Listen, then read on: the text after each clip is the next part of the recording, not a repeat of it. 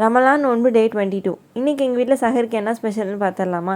நேற்று செஞ்ச இறால் ஃப்ரை இருந்துச்சு. அதை வச்சு இன்றைக்கி சூப்பராக இறால் பிரியாணி பண்ணிடலான்னு சொல்லிட்டு செஞ்சிட்ருக்கோம். நெய், கடலெண்ணெய், அதில் பட்டை, கிராம்பு, ஏலக்காய், பிரியாணி இலைலாம் போட்டு தாளிச்சிட்டு அது கூடவே வெங்காயம், பச்சை மிளகா கொஞ்சம் ஃப்ளேவர்ஃபுல்லாக இருக்கணுன்றதுக்காக இப்போவே மல்லி புதினாலாம் சேர்த்துக்கிட்டோம். வெங்காயம் கொஞ்சம் வதங்கினோன்னே இஞ்சி பூண்டு மசாலா சேர்த்துட்டு பச்சை வாசனை போகிற வரைக்கும் வதக்கிக்கோங்க. அதுக்கப்புறமா தக்காளி, இன்னும் கொஞ்சம் மல்லி புதினாலாம் சேர்த்துக்கோங்க.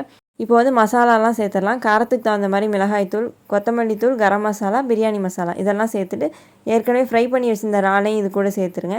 ஒரு நிமிஷம் கிளறி விட்டுட்டு தயிர் சேர்த்துக்கோங்க.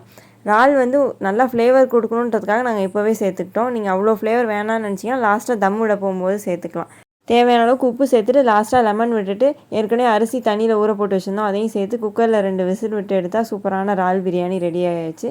இதை வச்சு தான் நாங்கள் சஹருக்கு சாப்பிட்ருந்தோம். உங்கள் வீட்டில் என்ன சாப்பாடுன்னு மறக்காமல் கமெண்ட் பண்ணுங்கள். பிடிச்சிருந்தா வீடியோ லைக் பண்ணிக்கோங்க.